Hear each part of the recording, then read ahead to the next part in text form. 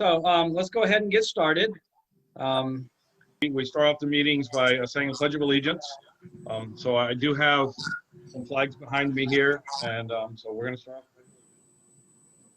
I pledge allegiance to the flag of the United States of America, To the the republic which stands one nation, under God, indivisible, liberty and justice for all.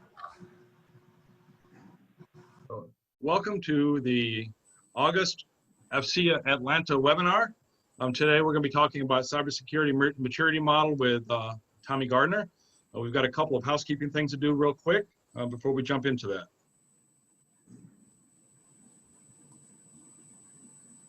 So for some of you that are not familiar with the FCA chapter in Atlanta, this is a quick overview. We're a not-for-profit professional organization that promotes STEM, and we do that in a variety of ways around the city of Atlanta. We serve the greater metropolitan area, so we're based out of Atlanta, but we also do Cobb, Gwinnett, Hall, Forsyth, Paulding, Douglas. I'm trying to think. I don't know if I got them all, but we've got a little under 300 members. We've got about 60. I'm sorry, what was that, Kathy? Did I miss one? I was just saying some of the south ones, Fayette, Coweta, Henry. I know those less, so thank you. So we've got a little under 300 members. We've got 65 plus corporate members, and about a quarter of those are lifetime members. We're under the umbrella of FCA International, which is headquartered out of DC. They're a parent organization, and FCA has 31,000 members worldwide, about 1,600 corporate members. We do a number of things over the course of the year besides the monthly meetings. And the meetings are generally on topics that are of interest to the members. So today's the CMMC. Next month is going to be on DevSecOps within the Air Force. And so if there's topics that are interesting to you, please feel free to let us know. Some of them are eligible for our CEU hours like today's. Some of them are just speakers that are presenting on topics that might be of interest to some of our members in DoD or in contracting or in the volunteer space in the Atlanta area. We do teacher tool grants, so we support our local schools. We do scholarships through a couple of universities, and we also have judge science fairs. So we provide judges for science fairs in the metropolitan area. We also support a number of agencies. Atlanta has a fair representation of the federal agencies, and one of the largest ones that we support here in Atlanta on a volunteer organization is USO, which we do every Christmas whenever the troops are coming home. Then we also have industry days and other events to support the corporate members and to share information and education. There's a couple of links. If you type in AFCEA, AFCEA.org for the national chapter, or FCA Atlanta for our chapter, you can find us.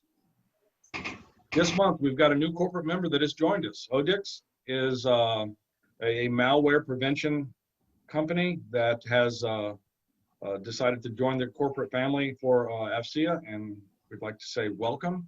Ilan, I'm not sure if you're on. I don't see him. He's going to join, but might be a little bit late. But anyway, thank you for joining. And so this month's webinar is going to be on the cyber maturity model certification, and we've got Tommy Gardner from HP, who is steeped in this topic. He works on this quite a bit, and so he's going to give us an overview. He's going to walk through what it is, where it came from, and kind of the latest things that are going on. Tommy? Are you there, Tommy?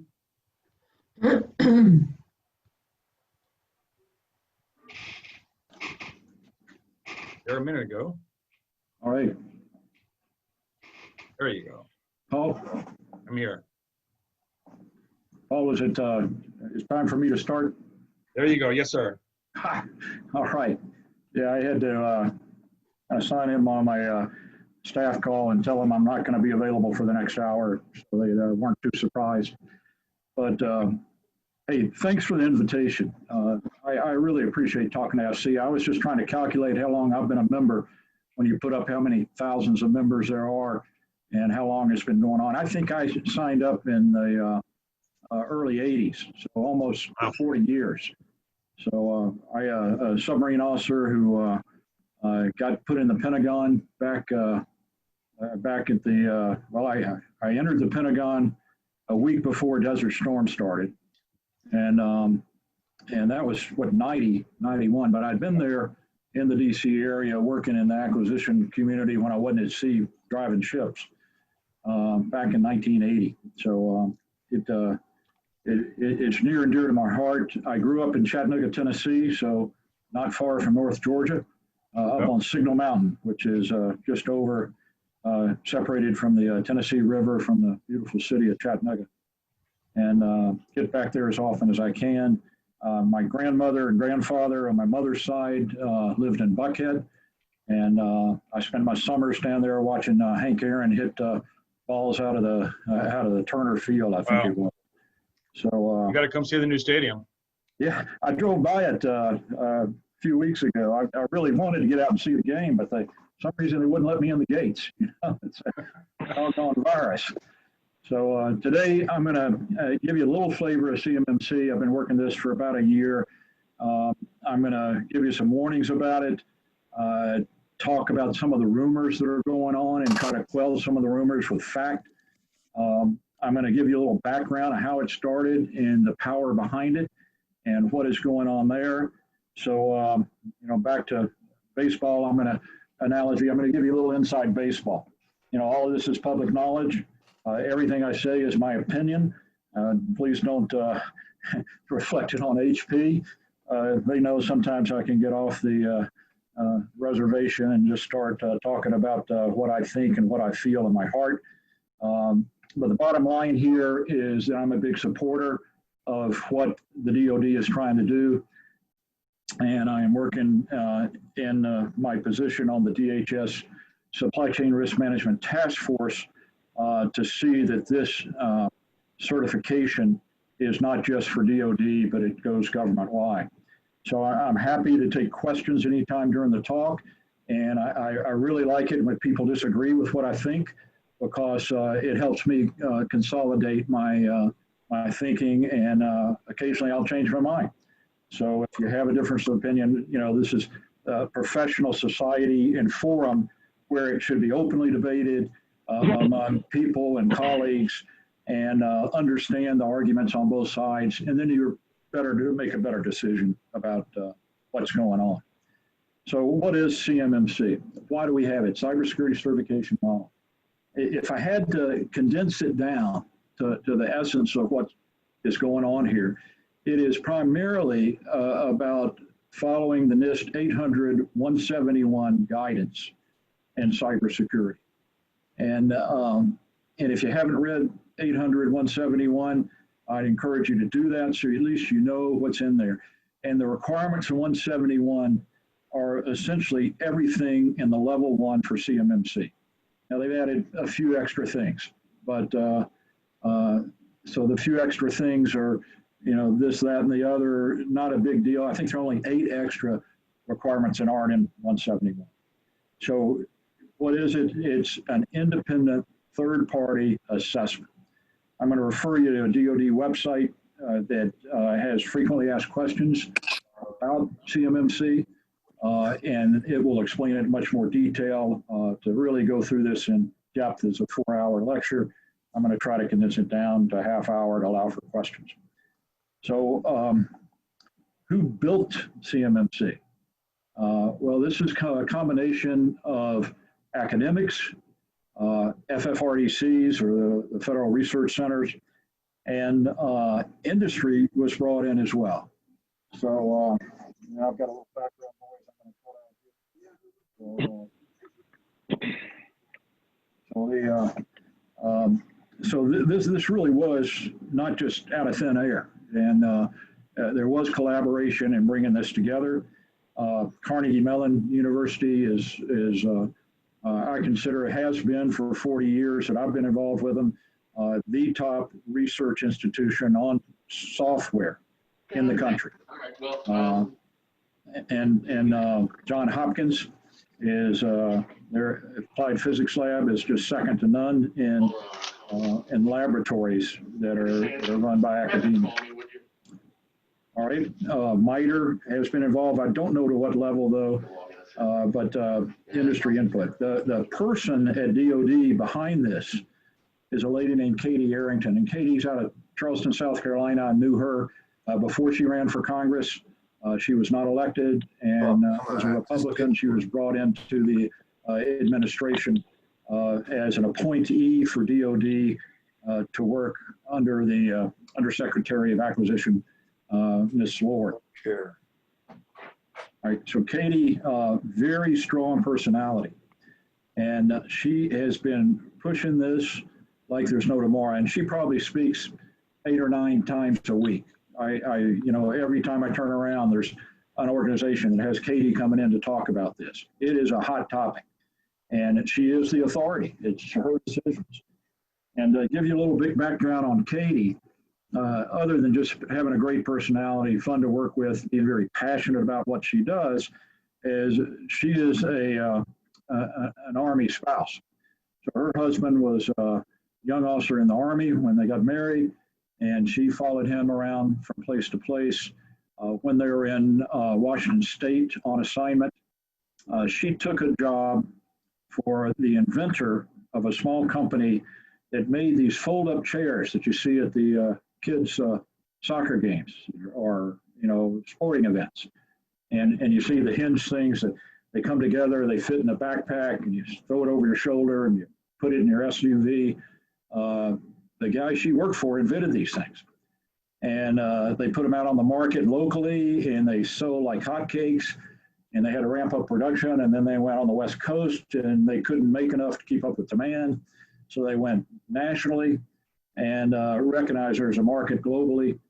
So they're looking at the make versus buy decision that you have in industry, and decided it would be better to have these manufactured by a third party, and they be the distribution network. And so they, as most companies were doing at the time, offshoring, went to China, found a company, had this design described, plans for manufacturing. There was a production, and they 2 months after they started producing in China, under contract, 2 months later, they found a knockoff version out of China selling for 80% less cost. Well, the cost of their production, they couldn't meet up and match the cost of the competitive product. And it was exactly the same. I mean, just, it's like if they took their actual design. So the inventor took the company to court, tried to say you've infringed upon my patent. And unfortunately, the legal process came through and said, no, they added an extra pin to help stabilize. Therefore, it's a different product. And they're claiming it's a better product, so it's an improvement on your patent, and therefore they can still make it. And Katie essentially was out of a job. And so that's her background and why she is concerned about the information process, and specifically about foreign entities that can come in and hack and steal our designs, our plans, our information. And I'm not sure I got the story exactly right, but that's what I remember out of it. But when Katie tells it, and I've heard it several times, I think that is one of the things in her youth that is driving her passion today. Yeah, question? What was the name of that task force? The task force that I'm on is the DHS Supply Chain Risk Management Task Force. I co-chair the Threat Evaluation Working Group.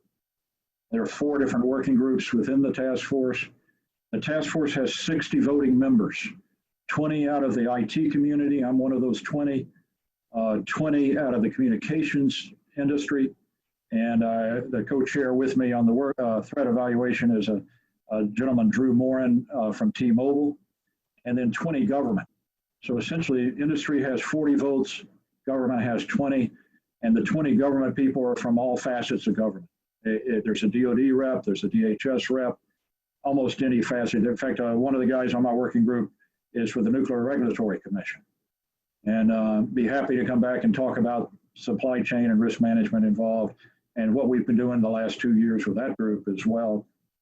But that's another 4-hour lecture I can condense to 30 minutes, hopefully. So, there is a DOD website that you can go to that has frequently asked questions about CMMC. You just type in CMMC, you scroll down about 50 ads, and you wait till you get to the DOD.org, and it gets you to the website that gives you a little bit of background and answer things that people are. We're going to cover some of those things today, but that's the reference. Look out for these ads. There are a lot of people that are going to say, we can help you get certified with CMMC. And the truth is, there's nobody that is certified to help anybody with CMMC. That process is still going on. There's a CMMC accreditation board, and they are in the process of certifying third parties to do the inspections. So be very careful. There are some people that have been burned, signed up with companies, paid a lot of money, and essentially got told, here's the website. So I would be somewhat circumspect. If you have a trust relationship and you know the people, it could help. What we did at HP is we took an independent group of people to go look at what our IT department was doing. And so we did our own third-party assessment, although it was all internal. You don't want to drink your own bathwater. You don't want to have your people say, oh yeah, we're great, because that's really the reason we have CMMC today. The requirements in a DOD contract, everyone over the last probably 3 or 4 years says you have to attest that you meet the requirements of NIST 800 and 171, and that's because by law, DOD has to follow those requirements. NIST provides standards for most things. In the cyber area, it's not a standard, it's a requirement for the government to follow the 800 series.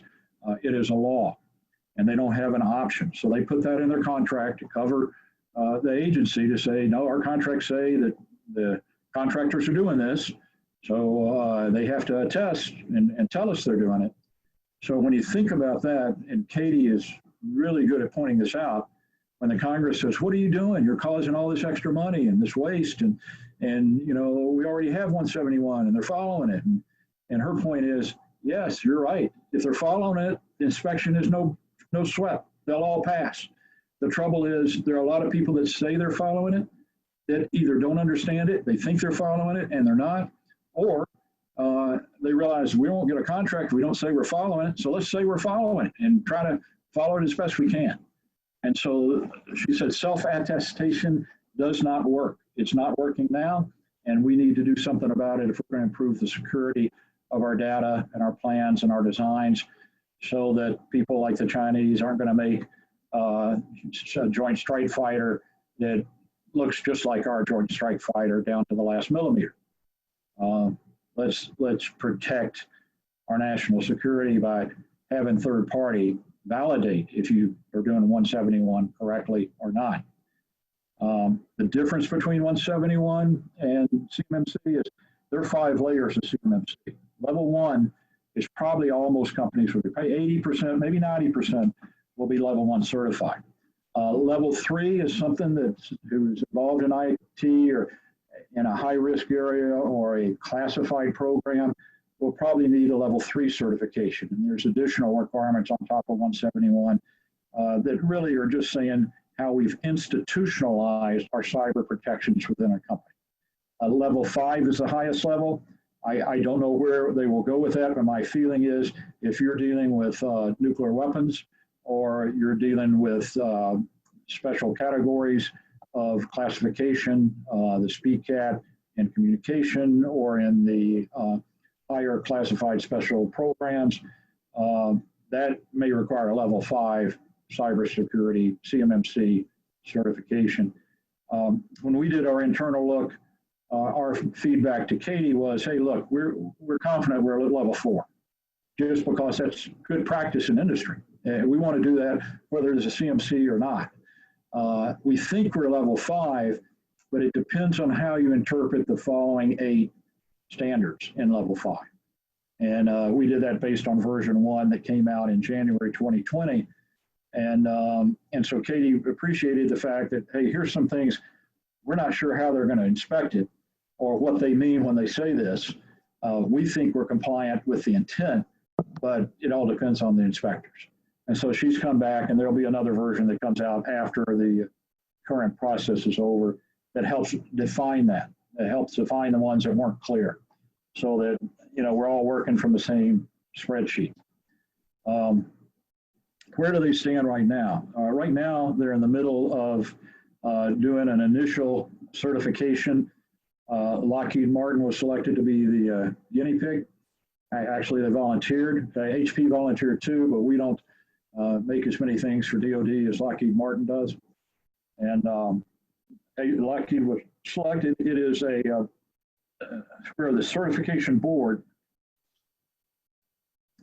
will take some companies through of how to do inspections, evaluate how well they're doing, what the problems are, what needs to be improved, what needs to be redefined, and try to learn from an actual test case.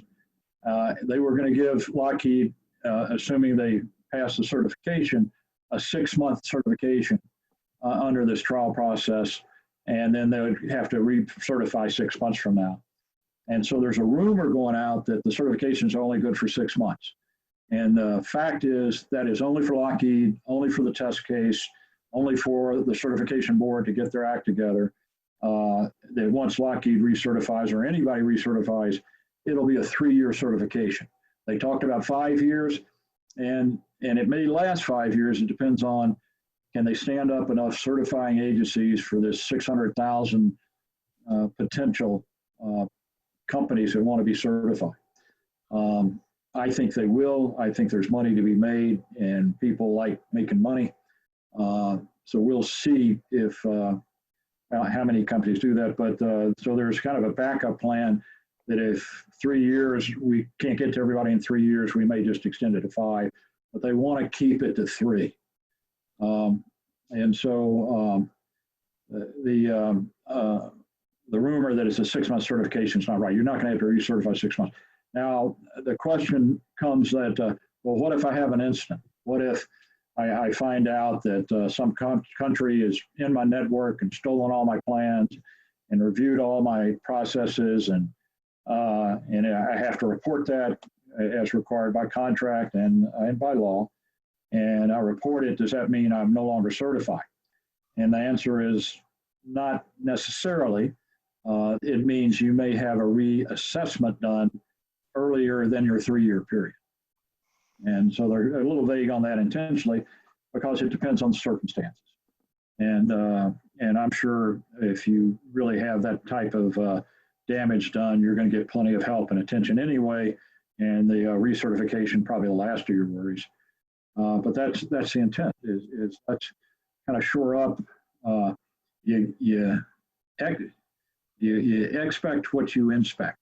I think that's the term involved. So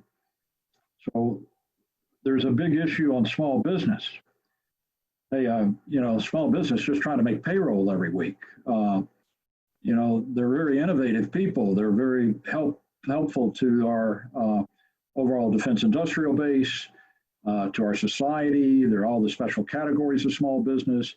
I ran a veteran-owned small business, being a disabled vet, for about 6 months while I was in between jobs, and did quite well. But small businesses have some big concerns, and the CMMC is just not a burden to put on them.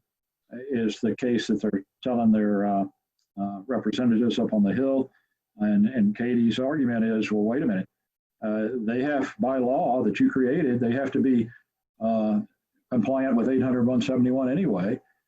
This is a 5-day inspection. It'd probably take 2 to 4 people to do, and it's all rechargeable in their rates back to the government. So they're not going to spend anything except a little bit of time.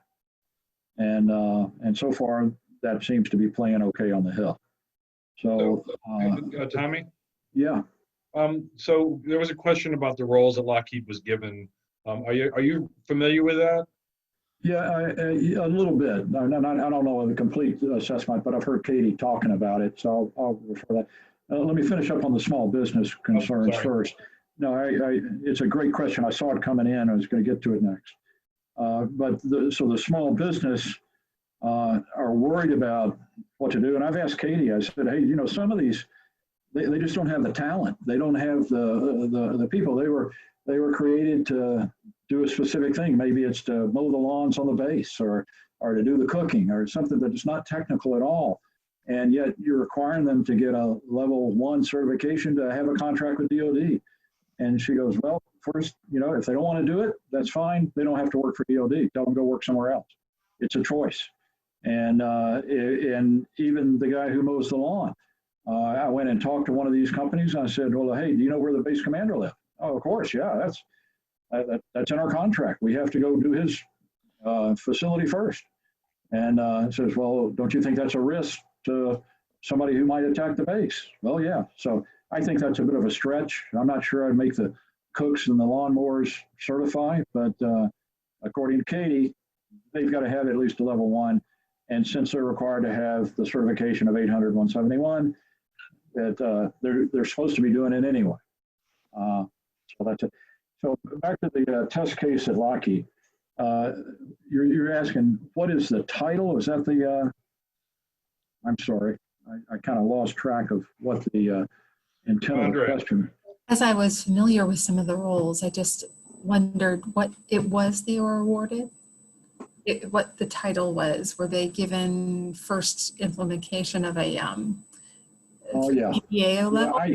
Honestly, I forget. No, they are not a C3 PAO, which sounds like a robot out of Star Wars, if you ask me. But the Certification Third Party Assessment Organization, I think is what it stands for. Lockheed is not that. They are having the C3 PAOs that want to get certified to do that come into Lockheed and do a cert run with the Lockheed people, like they would be having an inspection. It's not a real inspection, but the CMMC AB, which is accreditation board, and the accreditation board is a not-for-profit.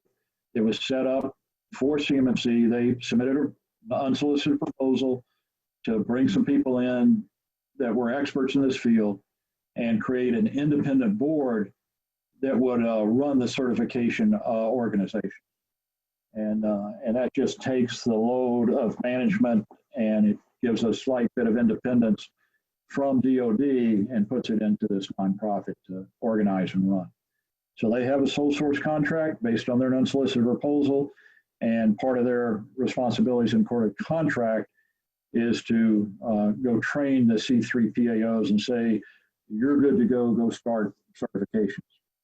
And so industry will go to a C3 PAO, a third-party assessment organization, and the C stands for CMMC, third-party assessment organization. And they will say, hey, can you schedule me for June, next June, or whenever they, when's the next time you can get on my calendar? I've got these 5 days. They come in on a Monday, they leave on a Friday. And it reminds me a whole lot of the nuclear safety program that the Navy Nuclear Force stood up back in the 50s when Jimmy Carter was a lieutenant working for Admiral Rickover. It's called an Operational Reactor Safeguard Exam. And it's a week-long inspection. They show up on a Monday, usually Monday morning. They start reviews. You run a couple of days of drills and emergency inspections, see how you would respond, do all the paperwork. Last day is testing and evaluated level of knowledge. And then they write the report Thursday afternoon, Thursday night, and report out Friday morning. And it's an independent group of submariners that come in and do these assessments ship to ship. And what they get is a relative look at how each ship does business. And that's what you're going to see here. These third-party assessment organizations are going to get a relative look of who's doing things well and who's not. And they'll be able to help refine the CMMC criteria as time goes on. but Lockheed is just first out of the gate. They are, there's no title per se, other than test case is what I'd call them, but Katie had something she was talking about that designates them as the lead case or something in that field, but they're just a company that has to be certified. And since they're one of the biggest DoD contractors, they got picked to go first. And they were happy to do that because you go first and you got some things you need to polish up. When you get the real inspection 6 months later, you'll be ready to go and you know you're going to be fine. So kind of like a free look. So where is this going? I think I've alluded to it at the beginning. This I expect will be government-wide within the next couple of years. I heard the VA CIO saying he was preparing for it. I've talked to several other CIOs saying they fully expect it and are getting the agency ready. They are required to be 171 compliant themselves, and they want their contractors to do the same. So this is a willing move that they're going to make, but they want to see DoD and how it works there first. If it's a disaster at DoD, they'll hold off and wait till things get better and are ready to go. Any other questions today?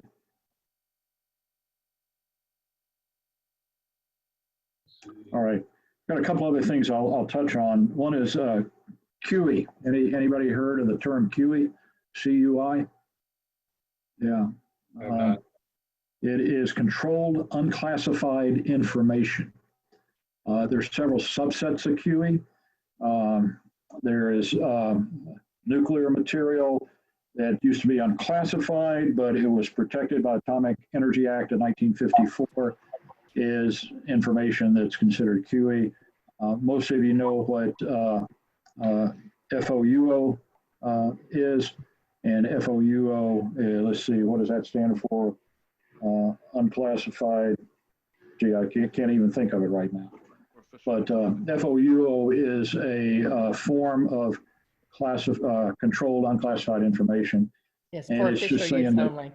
Yeah. for official use only. Thank you. Yeah. Yeah. I knew what it meant. I didn't know what it stood for, but I knew what it included.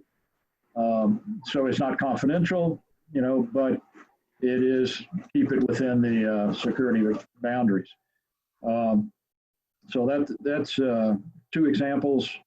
There's several others. There's 5 or 6 things that fall under CUI. You can look that up in Google and get a complete definition as well.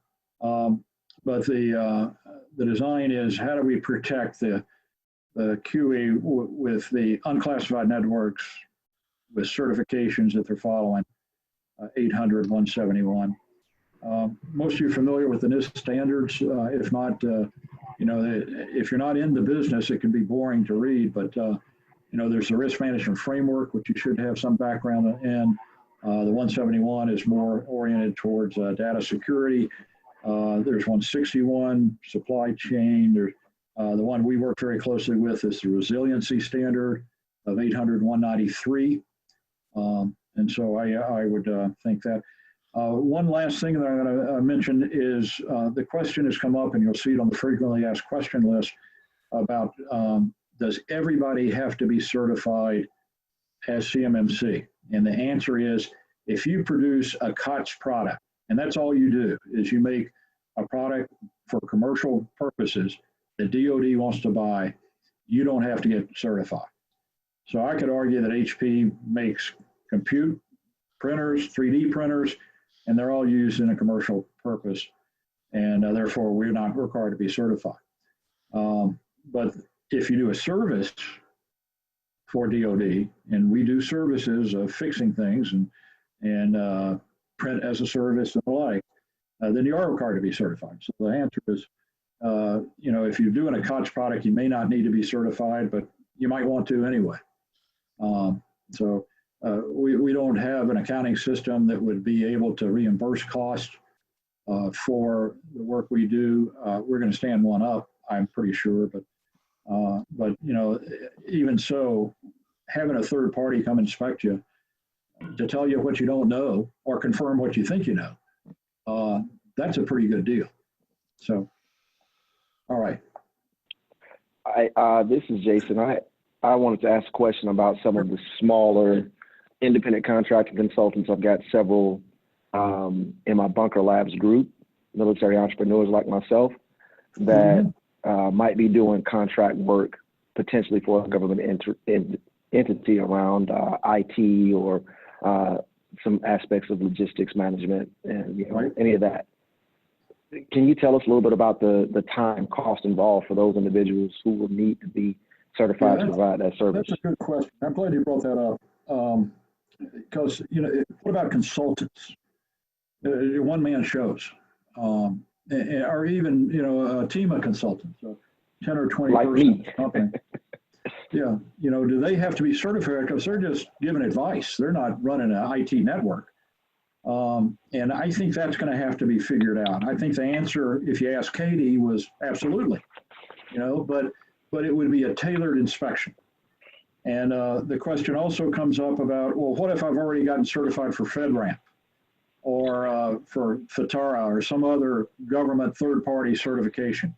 Is there reciprocity? And the answer is absolutely. But then there's the details of how that would happen. And if FedRAMP doesn't want to share data with CMMC inspectors, then it's not going to be happening very well. So I guess there's a potential to share data. There's a potential that consultants won't need a certification, but it's clear, and if you look under the frequently asked questions, that subcontractors will be required to be certified for a DoD contract that a prime has.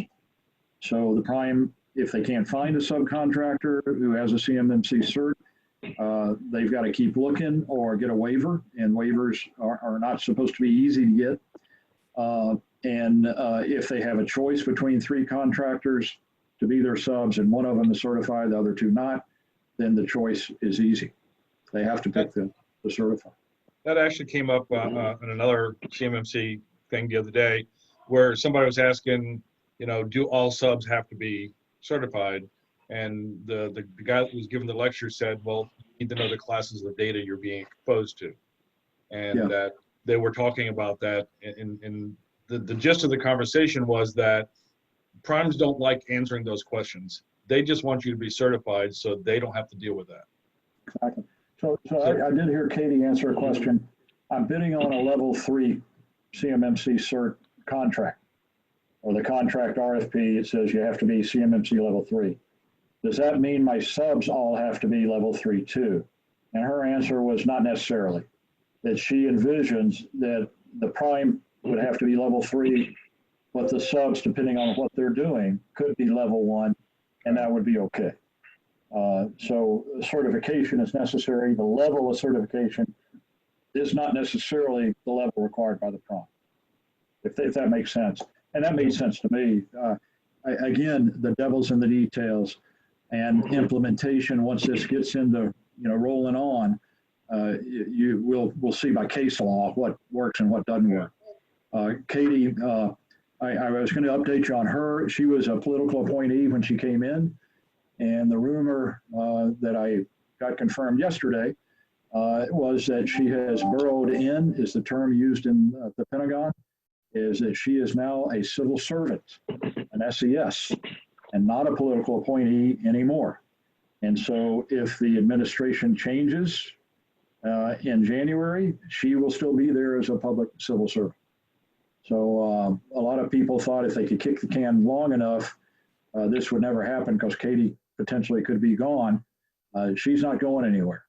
Now she may change positions as a new administration comes in at some point, but she plans to stay at DoD and see her little baby CMMC grow up to be a full-grown individual supporting the security needs of Department of Defense. I don't know if you see the couple of questions there. Okay, yeah. Do you have any insight in the adoption of the closed QE? I don't have any great insights or opinions on it. I know the whole CMMC was designed to protect QE. Yeah, HVAC contractors, they have to be certified. I think level 1 would be the certification they're going to require to work on base of any military base.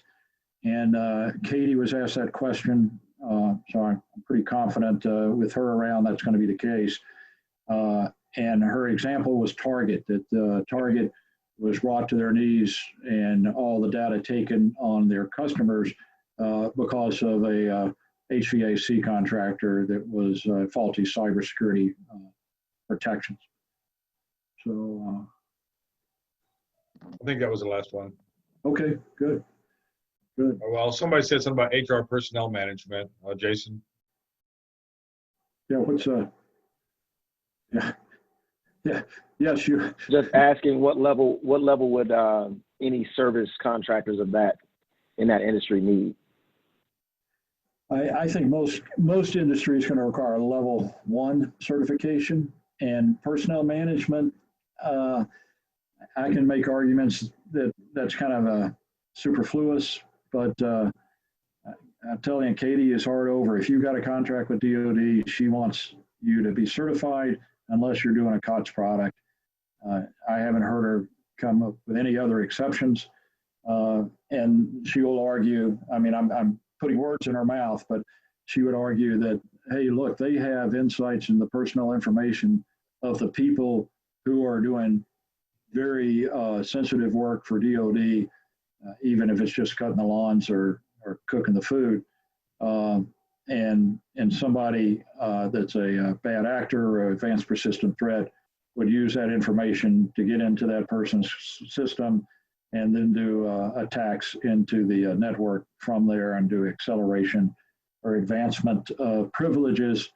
I mean, she can make the argument that, yeah, they're important too, and create a scenario that says, yeah, there's some risks there.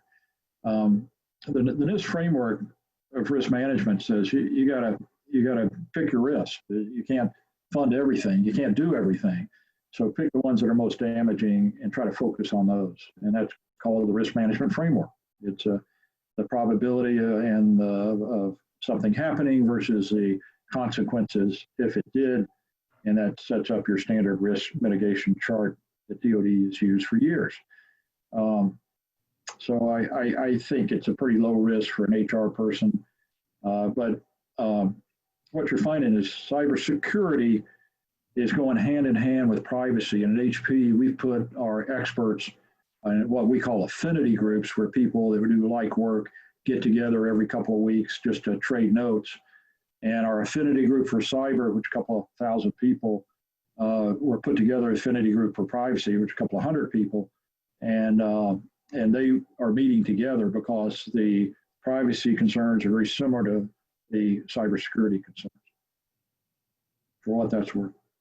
All right, I'm coming up where I need to jump off, but I'm happy to answer any other questions or come back at a future time, and maybe we could talk supply chain risk management, which is another hot topic.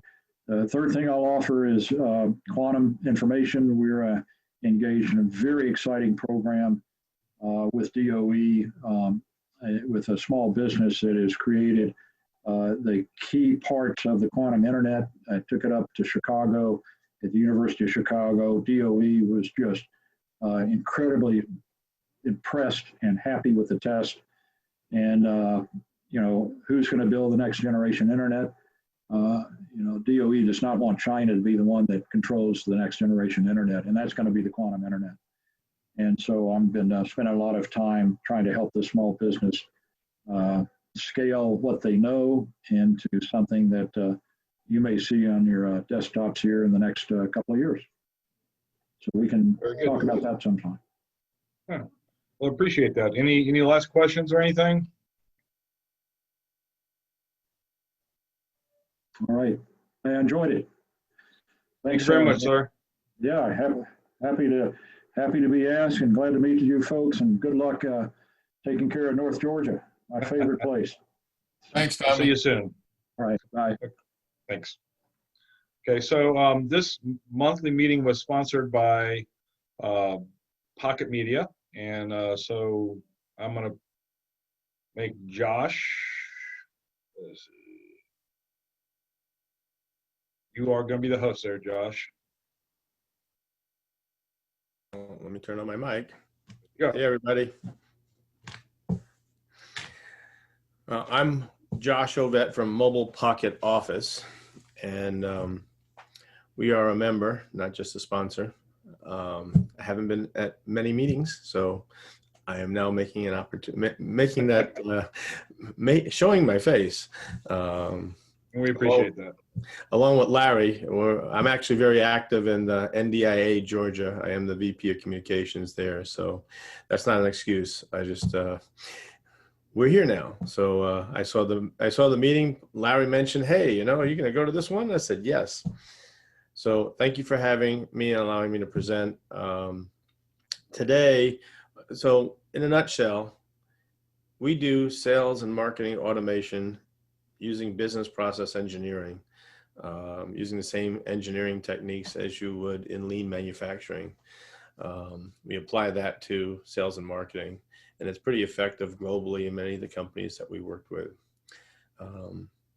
As I said to everybody, I love a challenge. Both my sons work with me in the business. So we have a good time.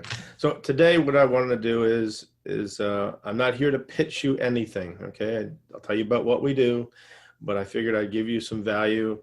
I've been doing a lot of presenting and keynotes, and did this for the NDIA and state of Georgia in the last few weeks. We are no longer in a new normal. This is normal. Okay, if you've done something for 3 weeks, it's a habit. It's normal. It's now 6 months.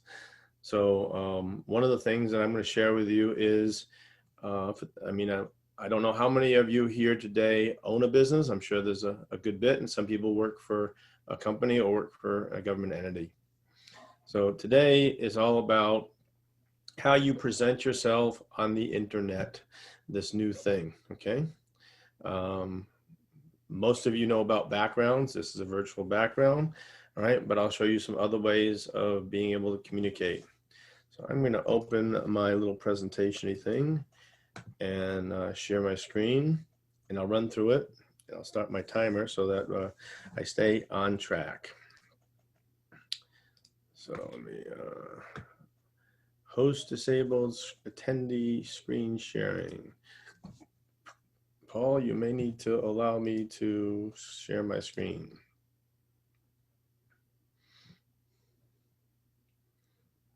Let me know. I've changed it. You should be able to do it now. Okay, good. Cool. So I'm assuming There we everybody. go. We see it. My screen. Great. So today's topic is something I think is useful. Other people have told me that. You can take action on it.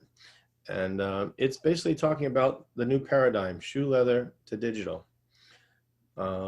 We used to be meeting in person, shaking hands, you know, having lunch, having conversations. That's changed. Will that full-blown thing be back soon? But we don't know when that soon will be, when it's appropriate. So the idea here is, and this is my little pitch of what we do. Are you leveraging automation to enable your people, or are you leveraging people to learn automation? We apply business processes engineering to sales and marketing automation. So I said that already, but let's jump in. Where do you find, if you're in business today, how do you prospect, since you can't go to meetings? You can't go to trade shows. You can't do plant tours if businesses that offer them, or you go on them. Today, there are 706 million users in more than 200 countries in LinkedIn. Okay, everybody knows what LinkedIn is. I'm not telling you anything new. What I'm going to show you is some ways to use it differently now that we have to be in this environment. So, as I say, hello, I am leaving my comfort zone. Okay, that's what's happening here today. What we're going to talk about. A little background, right? Anybody who's doing any business development, these are what your future customers look like. Okay, and there's basically two types. You've got those who are over 50. You know, I can raise my hand on that one, right? And those who are millennials who grew up with a phone in their hand. We all know what that is. They're used to texting and emailing and that type of stuff. And then we have the new generation, the Generation Zs, who they're used to doing everything on video. So any of you who are trying to call on a younger generation, they don't answer their phones. They will respond to Facebook, they'll respond to texting, they'll respond to video. So if you're trying to get in touch with people, the dynamics of how you get in touch with them are different. So you just kind of have to get used to that. One of our members here, Larry, he actually gets on LinkedIn and does he does a fresh pair of eyes every Tuesday. So I've been working with Larry to do that. So anyway, so long story short is this is some statistics on business development. People spend time on other networks, but they invest time on LinkedIn. If you're marketing business to business, which most of us usually are here, we're serving business services or business products, 79% feel that social media is an effective marketing channel. And then 80% of their business B2B leads come from LinkedIn. All right. Obviously you can go to a company's website, etc. But if you want to find out about somebody you're about to talk to or talk with, you're usually going to look them up. Basic, strategies. So when we look at a couple of different spectrums, it's a third-party marketing system. They find that the best social network for lead generation is LinkedIn. Okay, I get about 20 to 30 leads every week from LinkedIn. So I'm not speaking from a point of view. I'm not going to teach you how to do that, but I'm going to teach you how to make sure you show up and can be found. And a couple of tricks here that maybe some of you may not be aware of. So I'm going to talk about two types of social platforms here. Okay? One is content saturated, like Facebook. There's more supply, there's more content than users viewing that content. So they have algorithms that will actually show you that content. Okay? Then there's content deficient platforms like LinkedIn. There are more users than content. All right. First question is, how do you look on LinkedIn? Do you look to others like you're looking for a job? All right. And I'm going to be finished. Do you look like others like you're looking for a job, or you're trying to solve a problem from them? Okay. So, and I'll just on LinkedIn, there isn't enough content, just so you know that. When someone likes your content on your post or shares it, it shares it to the whole network. So this is how it's powerful. So if you connect with me, right, and you post something, my entire network sees it and sees who you are and gets to know who you are. All right. So this week, for example, I did an experiment and I increased my reach, so to speak, by 6,000 people by connecting with others. Unlike Facebook, where I connect with one or whatever, and I'm not a big proponent of Facebook. I'm on there for a different reason. But on LinkedIn, you get a bigger reach. So if you connect with people who have lots of contacts, there's one gentleman who does some work with Georgia Tech, and he's down in Savannah. He has like 7,000 people on LinkedIn. I connected with him, boom, instantly, my network has expanded. Now let's talk about how you look. This is a friend of mine this is a real profile. My buddy Richard in Germany. This is what he looks like, okay? Half of his screen is blue, just like everybody else is here for the most part, if you're not paying attention. And, he's got a description, all right? I showed one of his people at his team. Which one tells you really quickly, visually, 50% of the screen, it tells you what they do. They're in the same company. You don't know what Richard does, but you know what Charlotte does really quickly. Use as visuals. Here's another person, they're in the IT business. They look professional, but it tells you right away, what do they do? And he's also using a credibility of kind of clients he's dealt with. All right. And this is my buddy Richard. This is us on a conversation, on a Zoom call. He looks like he's in a garage and I'm in an office. Okay. Right. And we all know about what I call the room raiders. People busy looking at what's on your background, what's in your room, what's on your bookshelf. Get them to focus on your conversation. There you go. See, Kathy, you get it. You get it. So, you know, hey, nice glasses, nice, you know. So anyway, long story short, there's also a thing about security. You know, if you're showing people your home that you don't know, and there you go. Hi, Dad. Or you get the idea. If you use a background, right, it makes it a little easier. So, you know, there are several things here. I share this thing is, but I'll show you something here is when you make backgrounds or you do things like this, we're going to look at this guy real quick. And just this is a quick visual so you can see some examples of what not to do, okay? Come on, internet, catch up. Even though I have a very fast connection, it's still slow. Boom. So I'll show you a disconnect. I got called out.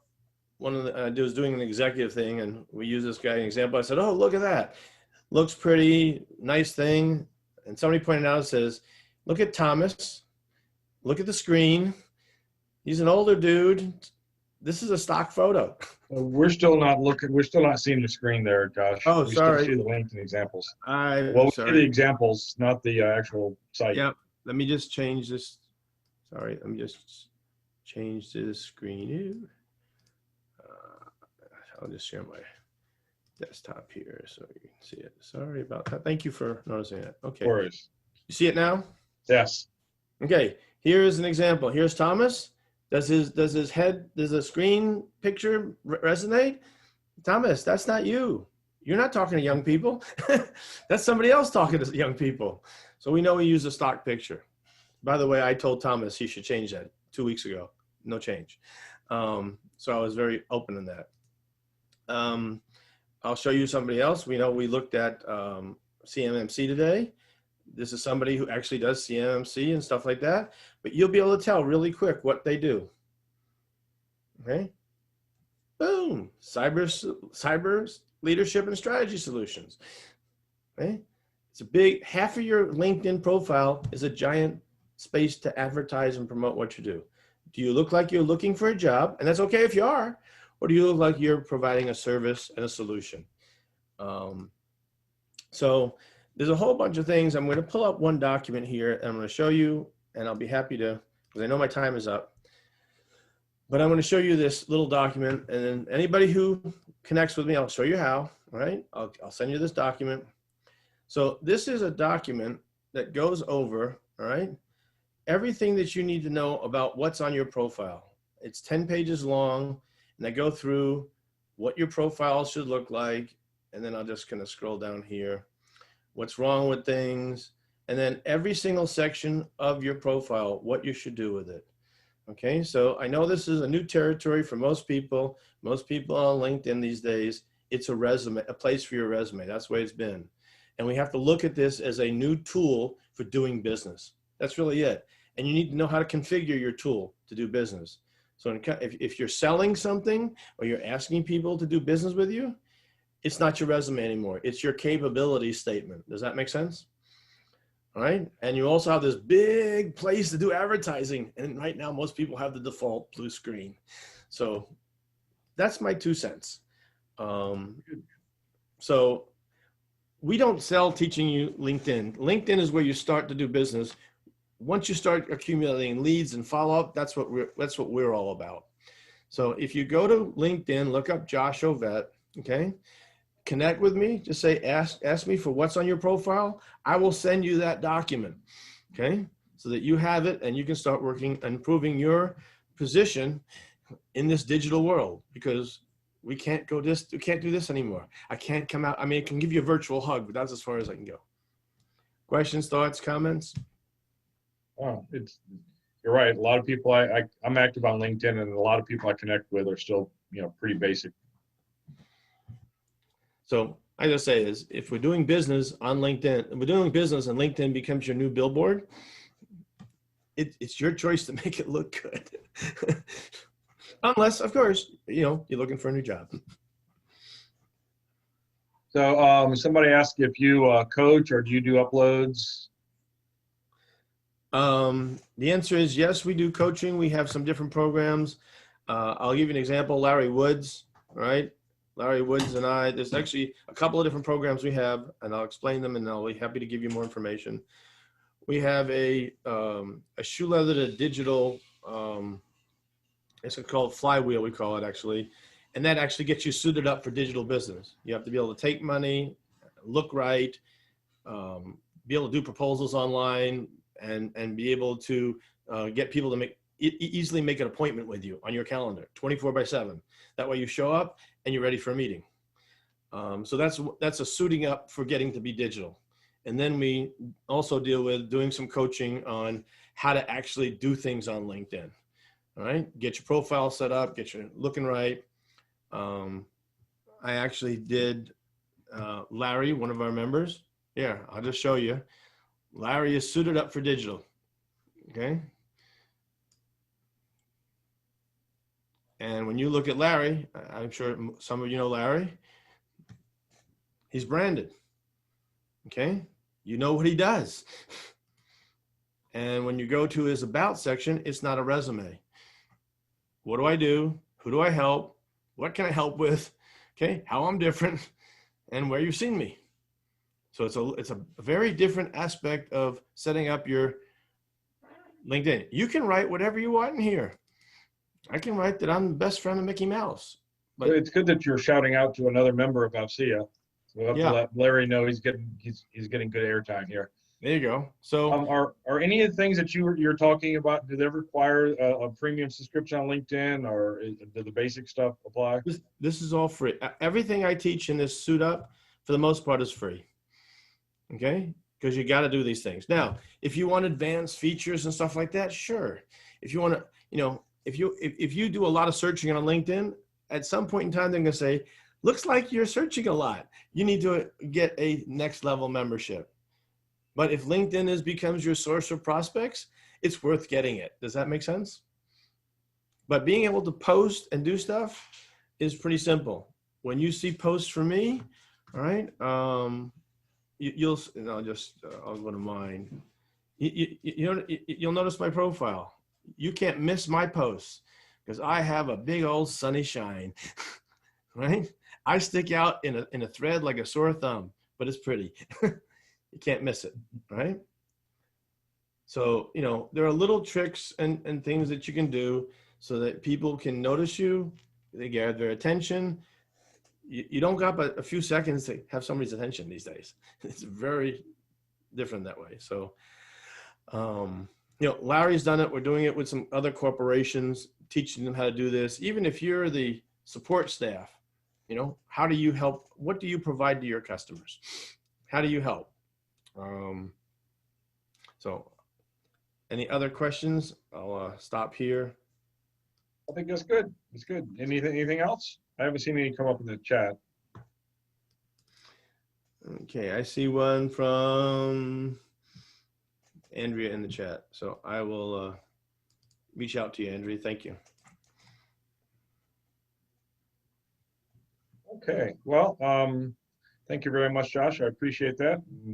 Learned a few things, so it's always good. And as we're wrapping up the meeting, next month we are going to be Nicholas Trelane is the Air Force Chief Software Officer, who's do y'all see my screen or do you see the Zoom master thing? Okay. So he's going to be discussing how DevSecOps is impacting the Air Force. And Colt Whitall, who is one of our officers, who is the Chief Experience Officer for the Air Force, will be doing, it'll be kind of a discussion between the two of them about things that they're finding and how the new way of doing things is impacting not just the Air Force, but also some DoD ops as well. So look for that meeting invite soon. Any final words? Well, you guys have a wonderful day. Thanks for joining.